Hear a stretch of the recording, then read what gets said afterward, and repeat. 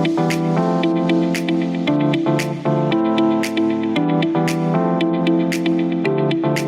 is now time for the Port Podcast.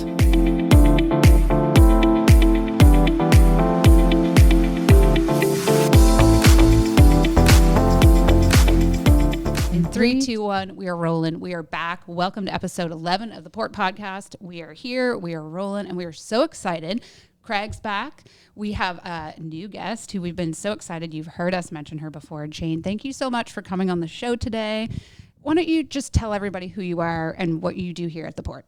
Sure, yeah. So I'm Jane Burchill. I've been at the Port now for 3 years. I started during the pandemic when it was, masks and working from home. So I'm really happy to be in the office now and I've met everybody.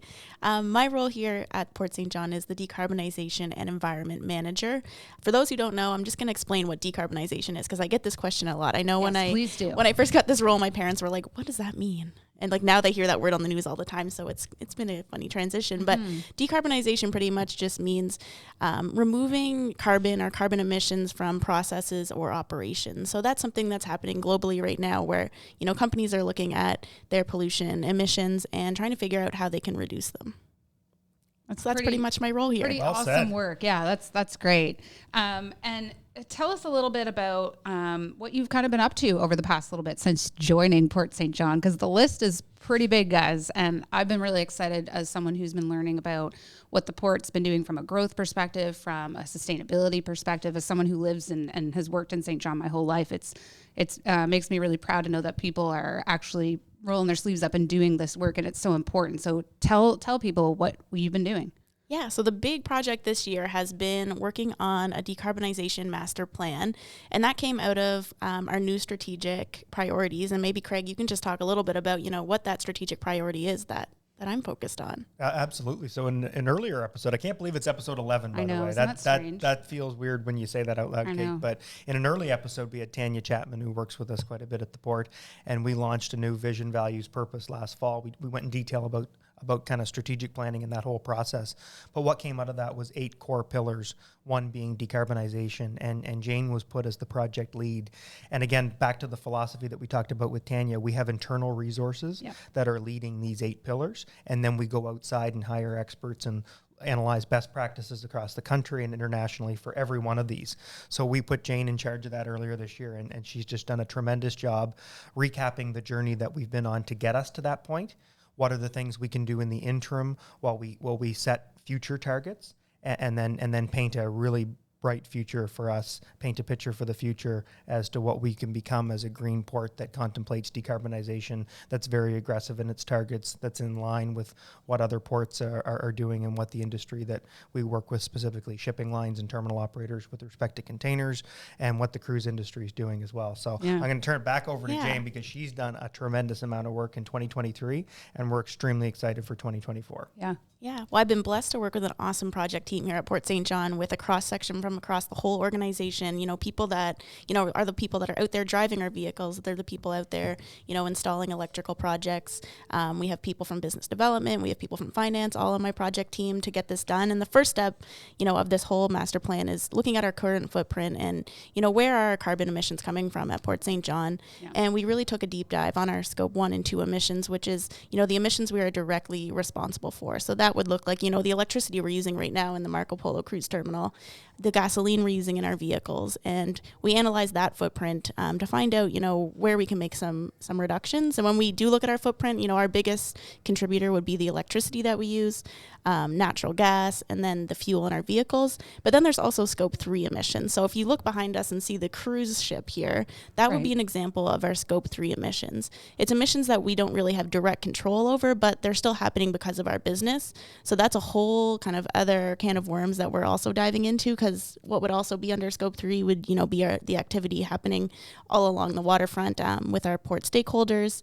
So that's another one as well that we're working on analyzing. And you know what? I'm just going to say it because I think it's important to keep it real. I think it's really great that we have people that care about that, because we could be in a place where there's no due diligence, absolutely no departments looking at those things. Logistically, from a cultural standpoint, when people are coming to our city, economically, there's so many factors that could be missed. And I think it's, I won't say I'm emotional about it, but I'm very proud to live in a place where our core organizations and people that are really focused on the growth of our city care about all of the different aspects of the business, and enough that if somebody said, well, it's great that we have these cruise ships here, but what are they emitting into the ocean? What do they give to uptown businesses? And I like that we've been able to articulate that value and then what we're doing about it. So thank you for doing that. Well, that's a great point, Cait, and I want to jump in on that. As a port industry, including the Port of St. John, it wasn't that many years ago where we didn't contemplate any of this. Yeah. Environmental assessments were things that you just did, checking a box to get a project underway and completed. Oh, absolutely. And even, looking at environmental programs that ports or industry undertook, it was very much just a paper-based, transactional, these are the things we have to do to satisfy a specific regulation or something that is required, to hit a certification. So we've really, and we're on a journey too. So we're guilty as charged. Years ago, I've been at the port for 12 years. That's what we did. And what we've tried to do by creating positions and hiring people like Jane that spend every waking moment of their working day thinking and about sleeping moments, yeah, exactly. Thinking about the environment and being passionate, so that everyone in the organization, from our board to our senior leadership team to any new person that's joining us, a month ago, that we all understand why we need to care about this and what are the things we need to continuously strive. And this is not going to be a one-day exercise. This is a long-term, multi-decade journey, and that's why Jane in her new role with control of that master, that pillar of the master plan is so key. Yeah, and we've also tried to be so inclusive with what we've been working on. So I mentioned, our project team, with people from all across the organization. We've also been working with our community liaison committee and, run by some options for targets by them to get their input. And then, of course, all of our stakeholders, since they're, a part of the port community, we've been meeting with them continuously about decarbonization efforts and kind of what they have going on and how we can help them as a port authority and how we can maybe incentivize or influence them to take on projects that'll help reduce their footprint, because it reduces the overall port footprint. I just think that's very cool. And I think being an industry thought leader as well is something why I really was excited to be on the show, both as co-host and as a guest, because it allows me the ability to learn full circle rather than just what I perceive or what I'm learning, whether it be white papers that are being put out. It gives me that more meat to the bone, the rest of the story. And I think that's so important. And again, thank you for caring, right? Because I think it's very easy to probably come in and do a role that probably extrapolates a lot of that care out, and you just do what's probably perceived. But I see how much research you're doing, how often you're connecting with people in your industry, how much the port team is really working together to know all the gaps, to really know that the suggestions, what the long-term growth plans are. And I think that is so cool to see from a big level. I don't see that at a lot of big organizations. So it's really nice to see the port being that industry thought leader in it, because I am seeing other organizations wanting to take that approach, or to at least understand where that expertise and that research is coming from. So, not biased. And I say that probably every episode and every guest that we have, but I really do feel that way. And I hope, you as guests, the audience, if you have questions about these kinds of things, or for Jane or for Craig, or about the master plan, or what scope 1, 2, and 3 emissions are, let us know in the comments or through a message, or if it's something that you want to learn more about, please connect with Jane and the team at Port St. John. We're always wanting to know more about how the public understands these things and how more we can kind of articulate that communication as well. Yeah, and I want to add too, we're not naive to the fact that, there are problematic things that ports do. Yeah. There are problematic operations. There are things that need to change globally, not just at the Port of St. John. And we're not naive to that.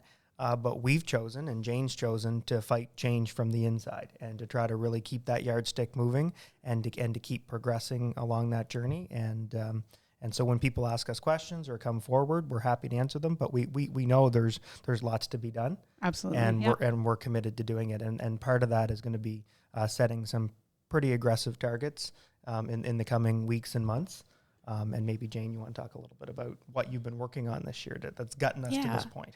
Yeah, so the targets, they'll be coming out soon. And I just also wanted to mention, once, we release our sustainability report, we will be, we want to be as transparent as possible. So we'll be releasing, our greenhouse gas footprint and, all the data that comes along with that, with our sustainability report. But we've been able to get a couple fun projects get started this year. A couple of them would be installing electric vehicle chargers on port property, and these are for our port staff and our port fleet, because we have our first 100% electric vehicle now in our port fleet, which is the Ford E-Transit van, and our electricians get to drive it, which is kind of ironic, but you might see it go around town. It says on the road to net zero. We also are trying to identify some gaps. So we did some energy audits of all of our buildings so we can plan for the future and see, how can we reduce the energy consumption used in our buildings. And then a part of that too would be, how can we use renewable energy to have a cleaner footprint. So we did get a solar feasibility study done of our cruise terminals this year, so we can have all the data to know, how many solar panels can fit on the roof, how much would that cost, how much of that energy would it create for us. And we also, under our Scope 3 emissions would also be employee commuting. So that's something that we need to look at. And of course, installing some EV chargers is a way to kind of help our staff, maybe incentivize them to buy an electric vehicle. But also we have an employee commuting program that we started this year where we provide free bus passes to anyone who wants one. And we also have a board in our lunchrooms to keep track of, are you carpooling? Are you walking? And then we do a draw at the end of the month. And that's been a fun process. And listen, to be fully transparent, I'm here sometimes, I see the kitchen, I go in for the snacks, I see that board, and I will say, I'm just going to be honest, it's easy for employees and internal organizations to think that might be silly or cheesy or just cool, and they'll engage. But I think it's really awesome that you guys push for the adoption of the things that you're both learning and researching and trying to do from a due diligence standpoint, because then you really are understanding how much power you're using at different terminals. You're understanding well, if we want to talk the talk and we're going to walk the walk, we're going to at least offset what we are year by year. And if we're not doing that internally when that report comes out, I know that you would feel that. So I think that's cool that you adopt that internally and you do it fully. I have to say I'm 100% behind the board, but as someone who lives 2 blocks from the cruise terminal, there have been a couple of days that I've driven that I'm very ashamed. Don't tell me this. I walk almost every day, but I know you do. There's a couple of check marks missing, and it's embarrassing. So it's personally, so it gives me incentive to say I gotta keep walking. Yes, exactly. Keep walking. Yeah, exactly. Also, I wanted to mention, you mentioned offsetting too. So we have a couple different offsetting projects that we're working on. For the first time this year, we'll be offsetting all of our business travel by flights. So, a lot of our staff here at Port St. John, we fly all over the world to do our business and to attract, crews and cargo to come to Port St. John. Obviously, that has a big footprint. So we have set aside the funds this year to offset that completely. And then also we, through the Burchill Wind Project, have renewable energy certificates that will offset our energy usage as we work to reduce that footprint. So that's kind of what we're doing in the interim. Is the name any affiliation? Yes, the Burchill Wind Farm for sure.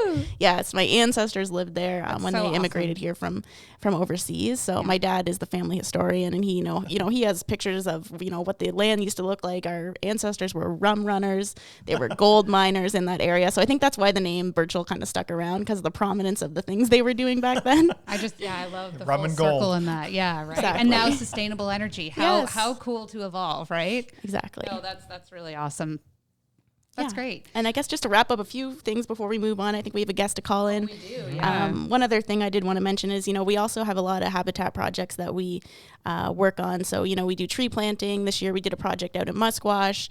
And then we also work with the Canadian Whale Institute to spread awareness in the container terminal or the container village about whale sightings and how cruise guests and cruise crew can report those whale sightings, which helps with conservation efforts. So we really, are working on protecting those marine mammals that are out there in the ocean.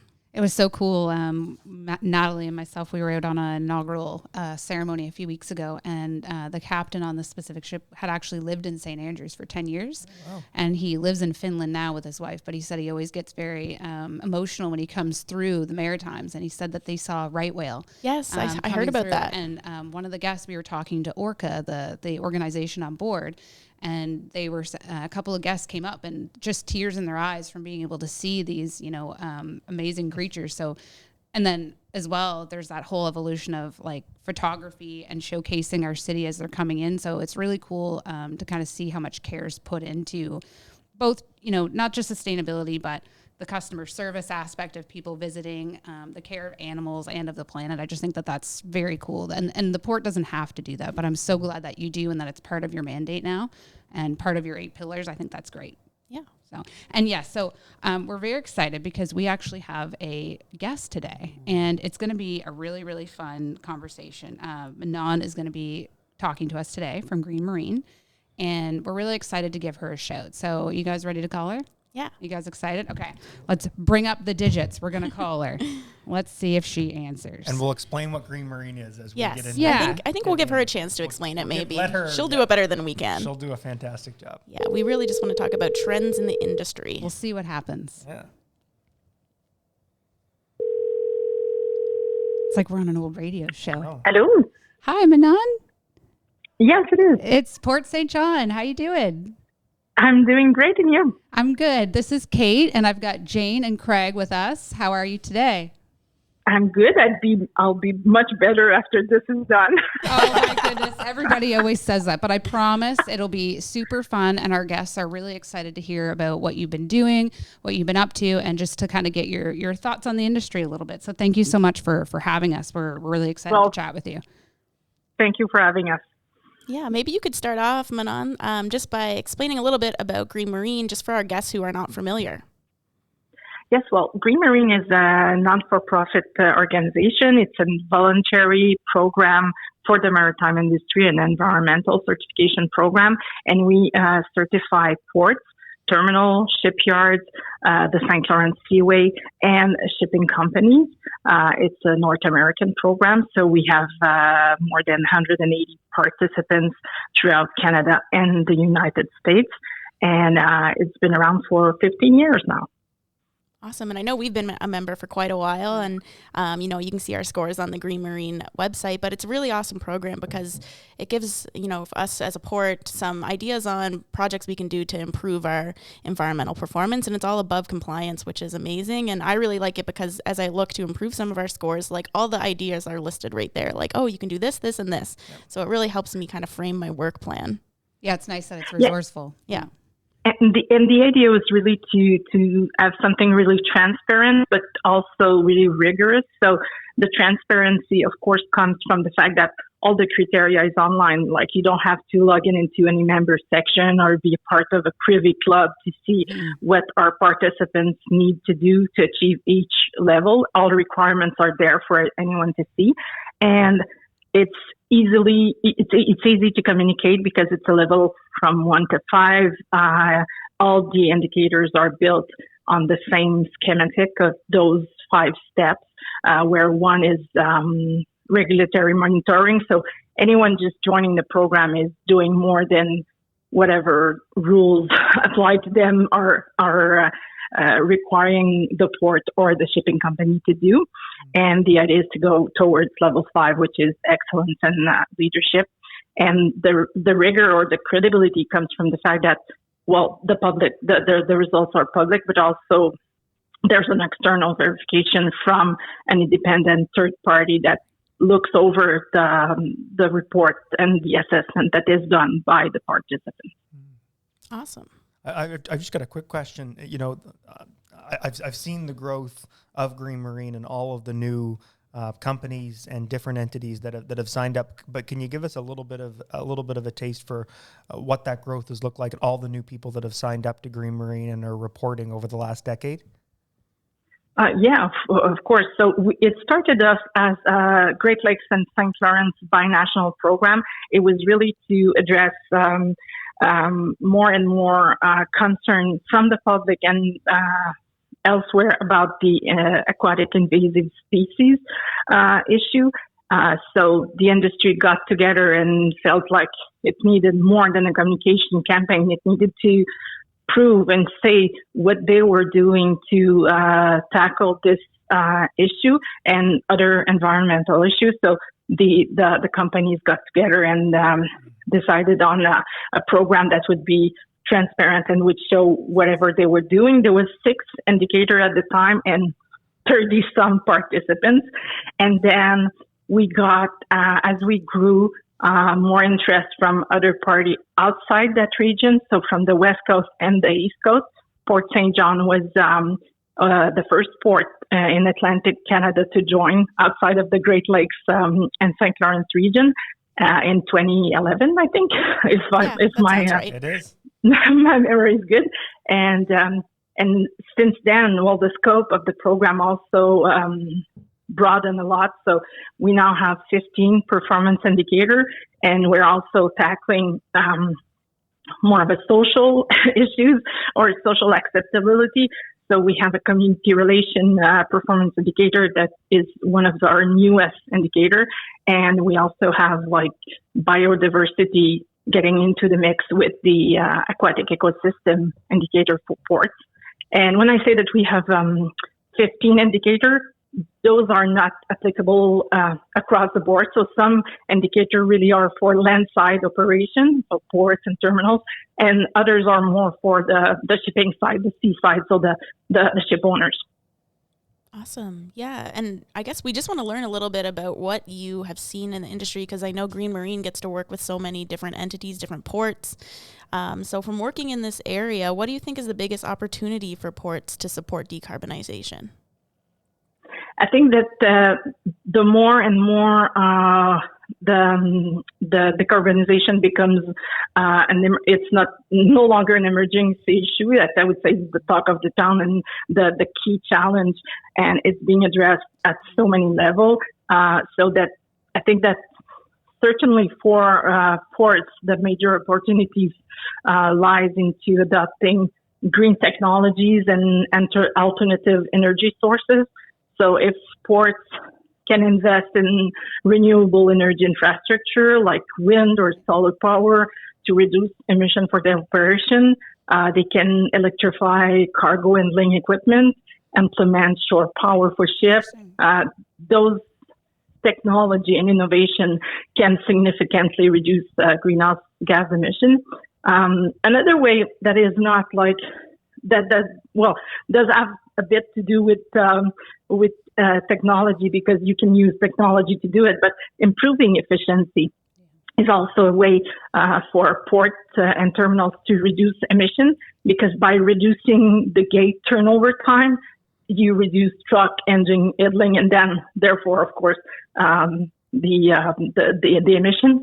So by making these changes, I think ports can lead the way in showcasing the feasibility and the benefits of sustainable practice in the industry.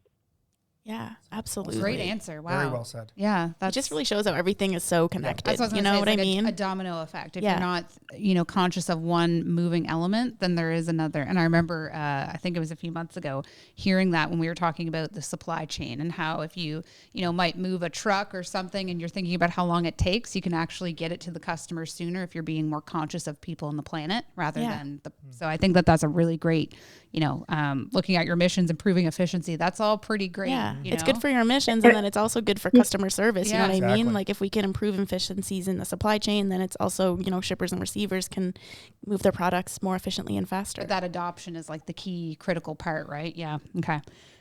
Yeah. And I think that it also helps Green Marine growth and success as well, because we're the only program that addresses both the seaside and the land side. So you have some specific programs that are doing vessel by vessel certification, for example, or are doing just air emission for landside operation. But we encompass the whole maritime industry. So we have like small tugboats, big container boats, vessels.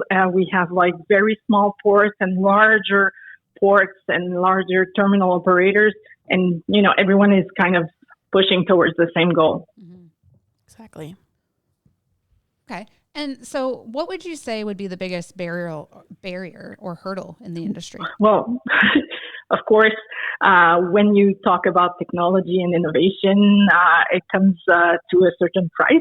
Mm-hmm, so, of course, the one of the major hurdles to achieve decarbonization is often the high upfront cost of adopting these emerging green technology. So the initial investment that is required for such upgrades or to transition, for example, to cleaner fuel can certainly be a barrier. I think that securing funding and the financial incentives for these projects is crucial. So we have our ports doing it. So collaborating with government or private sector partner to access grant subsidies, low interest loans. That could be a way of overcoming this barrier or this hurdle. I think that there are more and more opportunities of this type, either at governmental level in Canada and in the U.S. And there's also a few opportunities with outside groups that are not like regulators. For example, I know that in the Atlantic region, one recent example of such grant comes from Green Marine. It's a new supporter within our network, Net Zero Atlantic. They have a net zero emerging concepts and technology, and it's providing like $3 million in funding for such projects. So we see more and more of these small individual projects, and also more and more innovation hubs that help startups come up with technologies and solutions that can help the shipping industry to green their operation. I would say that the other challenge for ports lie in what they control and what they don't. So, port emissions, they come from diverse sources. So sometimes the port authority doesn't even have control over these sources. For example, you have harborcraft, pilot boats, tugs operating in the harbor. You have vessels at dock or anchored in port waters. You have cargo handling equipment that is operated or belong to a terminal operator. So you don't have you cannot just get onto the terminal land and say, well, let's change those cranes. So the most ports, they do have a large landlord component to their operation where the cargo is handled by terminals that are tenants. So I think that where ports can have an impact is by playing a leadership role to ensure that all the stakeholders are aiming for the same decarbonization goal. We were told that Green Marine can play a role there since the program certifies both the shipping companies, port, terminal, and shipyard. It does help that these companies are all speaking the same language. They're working to fulfill similar requirements because even though the ports and the terminal criteria are not exactly the same, they do carry the same intention, and they are tailored to each party's specific operation. Yeah, I couldn't agree more. One unknown that I would throw out there too that I think is something not just the port industry or the maritime industry is looking at, but industry in general is what type of fuel sources are going to be used, for the propulsion of a ship. That's a really important thing that we think about a lot here, because the fuel of the future, because shore power is obviously a no-brainer. We don't want ships to be emitting when they're important. If there's an ability to be able to plug into a clean grid, that's obviously very beneficial, and some ports have invested in that. The unfortunate downside to shore power is that if the grid's not clean, then are you actually making a tangible impact? The cost to shore power has risen exponentially. A lot of ports, not in St. John, but a lot of ports are tendering ports. So shore power doesn't do anything if the cruise ship is if you have to tender in from sea as a cruise passenger. And then as we contemplate what the fuel source of the future is going to be, if it's non-emitting in and of itself, then the shore power investment will be all for naught. So it's a complex little complex puzzle here, but we're going to get through it. And I think the industry and groups like Green Marine are getting us all at the table and getting the wider group, as Manon mentioned. It's about the ship owners, it's about cargo owners, it's about all of the different players that can actually drive that different future. Yeah. And groups like Green Marine are coordinating. So while there's still unknowns, this is the reason why a group like this. Well, they're giving the tangible data to actually move somebody from, hey, this is what we're presently dealing with, to a potential, like you said, a better state of business and a better state of planet. And I think that's great. Now we have two questions real quick before we wrap up. I'll loop them in together. From your perspective, which port is doing it right? Who could we be looking for inspiration? And the second part of that question is, do you think, and have you noticed that ports are willing to look past their historical competitive nature to look at sustainability, or what are your thoughts on that? Well, we have so many examples, but as a certification program, we have like 55 ports throughout Canada and United States leading the way and showing best practice. It's hard or impossible to point out a single member, but I would mention maybe an emerging perspective. We've seen in recent years that the landscape for corporate responsibility has undergone a significant transformation. So today, the company stakeholders are more diverse and they're interconnected even more than before. So you have the external and the internal dimension. This shift was driven primarily by the global recognition of how urgent we need to address environmental, social, and governance factor, including sustainability. So to answer that question of who's doing it right, I think that it's those ports that embrace sustainability, not just as a compliance measure, but more as a fundamental element of their strategy, and that they recognize that sustainability can no longer be a choice, but more of an expectation. I like the way you said that. to thrive in a world where stakeholders' expectations are constantly changing and they're more demanding and coming from so many diverse fronts, I think that those companies and ports that do recognize that this shift is important, they will be better positioned for long-term success and impact, sustainability-wise and emission-wise. And to answer the second part of the question regarding collaboration, I think totally. There's a noticeable trend towards collaboration on sustainability among ports, even in region where there was traditionally intense competition.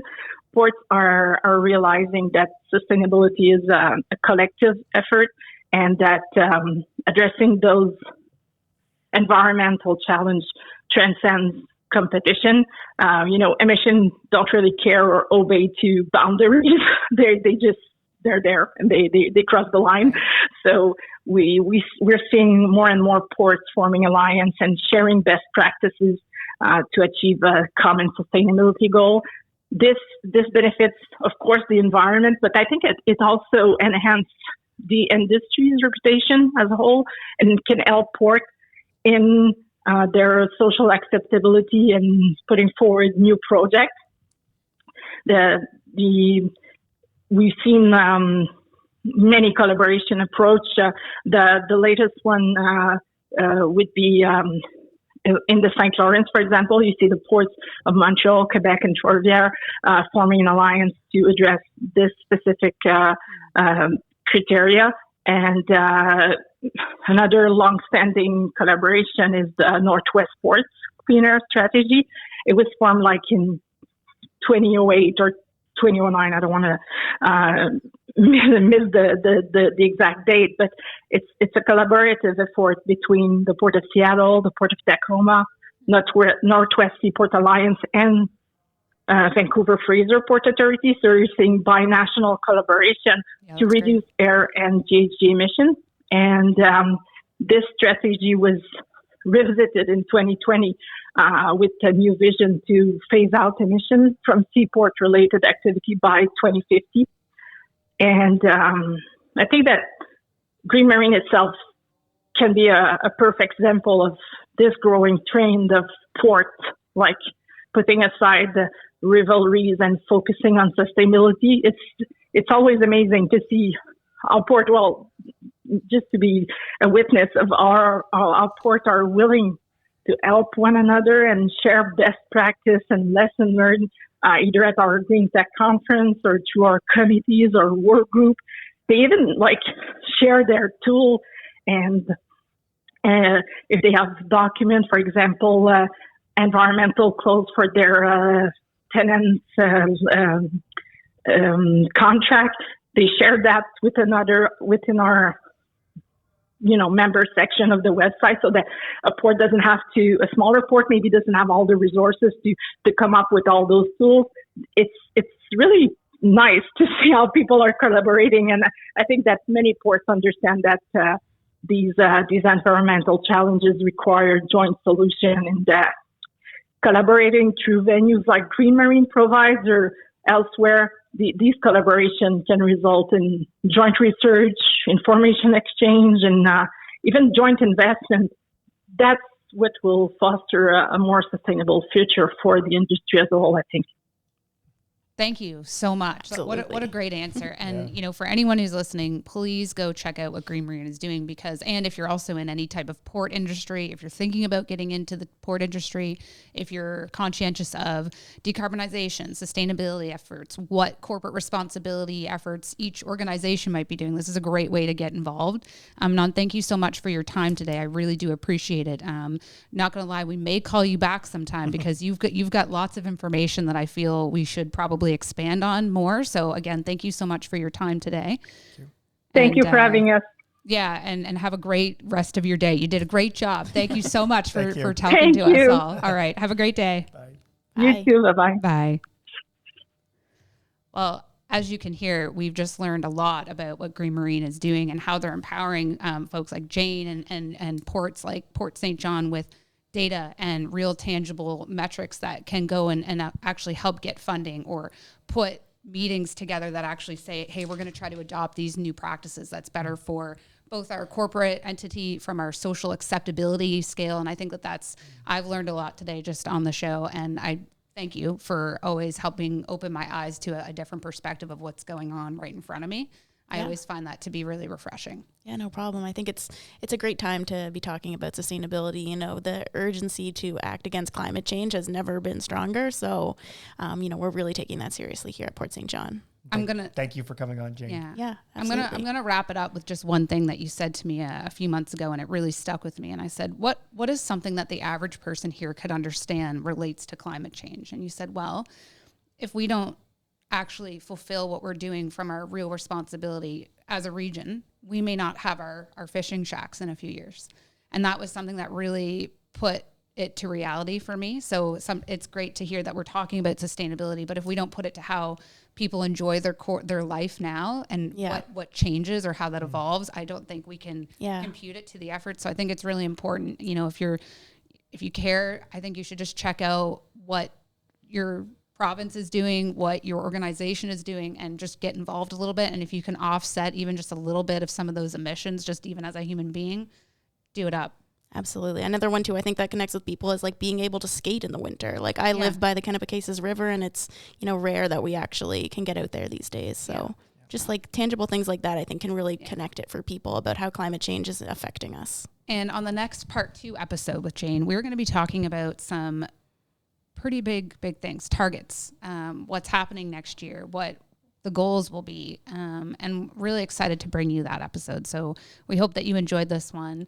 If you haven't listened to the last one, episode 10 with Monica Adair, that's talking all about changing the evolving waterfront, how we're making this more a livable port. And it's a really great episode about even digging into sustainability, what is happening from a decarb kind of perspective as a result of that project planning. And I just think it's a great way to kind of intersect of what's happening here at the port. So that's a great episode to check out. Thank you, everybody, for joining in. And until next time. See you later. See ya.